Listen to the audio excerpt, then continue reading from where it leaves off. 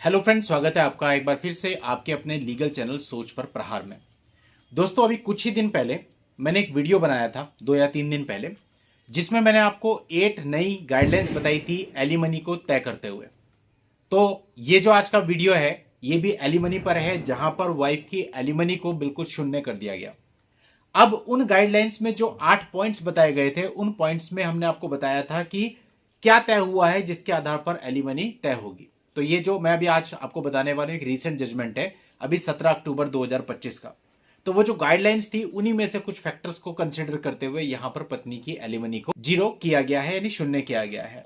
तो अगर आपने अभी तक भी वो वीडियो नहीं देखा है, एलिमनी और मेंटेनेंस पर 2 अलग अलग वीडियो थे जिसपे 8 गाइडलाइंस बताई गई थी। एक सोच पर प्रहार पर अपलोड हुआ था, एक कानूनी सोच पर। तो पहले आप उस वीडियो को देख लेना, तब आप ज्यादा कनेक्ट कर पाओगे। अब दोस्तों, ये वीडियो शुरू करने से पहले आपको एक इंपॉर्टेंट सूचना दे देता हूं। यदि आपकी कोई भी जनरल क्वेरी होती है तो आज शाम 5 बजे सोच पर प्रहार पर मैं आधे घंटे का लाइव करने वाला हूं। तो आप वहां पर आकर के अपनी क्वेरीज को पूछ सकते हैं। तो याद रखिएगा, डोंट मिस इट। और दोस्तों, कोशिश करेंगे अब डेली आपके लिए एक लाइव प्रोग्राम आधे घंटे का जरूर लेकर के आए, और जो भी समय होगा वो आपको समय समय पर सूचित करते रहेंगे। फिलहाल आज शाम 5 बजे मिलते हैं। तो चलिए अब हम आज के इस वीडियो के टॉपिक को समझते हैं। दोस्तों, यहां पर शॉर्ट टर्म मैरिज थी, यानी कि 2010 में दोनों पक्षकारों की मैरिज हुई थी। पति वकील था और जो पत्नी थी वो रेलवे में अधिकारी थी। इससे क्लियर होता है कि जो वकील होते हैं वो भी इससे बचे हुए नहीं है, उनके भी मैट्रिमोनियल विवाद चलते हैं। दोनों ही पक्षकारों की सेकंड मैरिज थी। जनवरी 2010 में मैरिज होने के 14 माह के बाद दोनों पक्षकार अलग अलग हो गए। पति ने डाइवोर्स फाइल किया, जिसमें क्रूरता के तमाम प्रकार के आरोप लगाए, जिसमें सम्मिलित था कि जो पत्नी है वो अपमानजनक भाषा का प्रयोग करती है, गाली गलौज करती है। इवन उसने उसकी माताजी पर भी अभद्र आरोप लगाए, सोशल गैदरिंग में उसका अपमान किया था। हालांकि पत्नी ने जब अपना रिप्लाई फाइल किया तो इन सभी आरोपों को इनकार करते हुए उल्टा पति पर ही क्रूरता के आरोप लगा दिए। खैर, पूरा ये मामला चला और फाइनली फैमिली कोर्ट ने इस विवाह को भंग कर दिया, यानी इस नतीजे पर पहुंचा कि विवाह में डाइवोर्स दे दिया जाना चाहिए।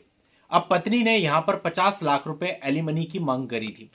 फैमिली कोर्ट ने इस एलिमनी की मांग को खारिज कर दिया। अब दोस्तों, मामला आया था दिल्ली हाईकोर्ट में, और दिल्ली हाईकोर्ट को अब इस मामले में तय करना था कि पत्नी को एलिमनी दी जानी चाहिए या फैमिली कोर्ट ने पत्नी की जो एलिमनी रद्द करी है वो फैसला सही है। अब दोस्तों, जो मैंने उस दिन आपको गाइडलाइन बताई थी एलिमनी को तय करने के लिए, क्योंकि देखिए इसका कोई फिक्स फॉर्मूला नहीं है, कोई फिक्स लॉ नहीं है, समय समय पर गाइडलाइंस आती रहती हैं, उन्हीं की पालना में डिसाइड की जाती है।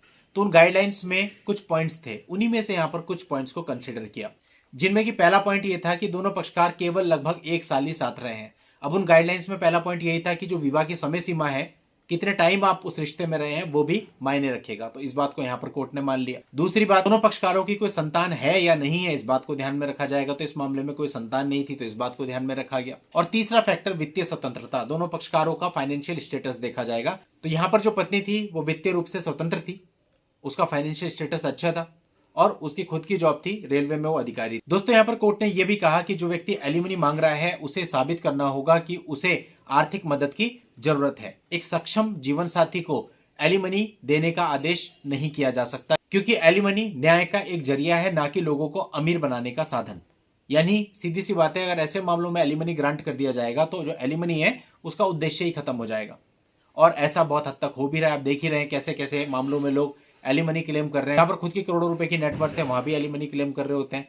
तो यानी इस चीज को यहाँ पर कोर्ट ने देखा। तो वो जो गाइडलाइन थी उनमें 3 फैक्टर यही थे, जिन 3 फैक्टर को यहाँ पर कंसिडर किया गया और पत्नी के एलिमनी को जीरो किया गया। यानी फैमिली कोर्ट का जो आदेश था एलिमनी ना देने का, उसको सही माना गया और पत्नी को किसी भी प्रकार की एलिमनी ग्रांट नहीं की गई। दोस्तों, बहुत ही अच्छा जजमेंट है। 17 अक्टूबर 2025 को अभी रिसेंटली आया है। और बहुत से लोग ऐसे हैं जहां पर उनका कहना होता है मेरी पत्नी जॉब में है, क्या उसकी एलिमनी बनेगी? तो ऐसे सभी लोगों को इस जजमेंट से मदद मिल सकती है। आप लोगों के लिए इस मामले का जो पीडीएफ है उसका लिंक मेरे वीडियो के नीचे डिस्क्रिप्शन में मिल जाएगा, वहां जाके आप उसके पीडीएफ को डाउनलोड कर सकते हैं और उससे मदद ले सकते हैं। चलिए दोस्तों, आज के इस वीडियो में इतना ही। नेक्स्ट वीडियो में नई जानकारी के साथ मैं आपसे फिर मिलता हूं। तब तक के लिए goodbye and thank you for watching. Take care.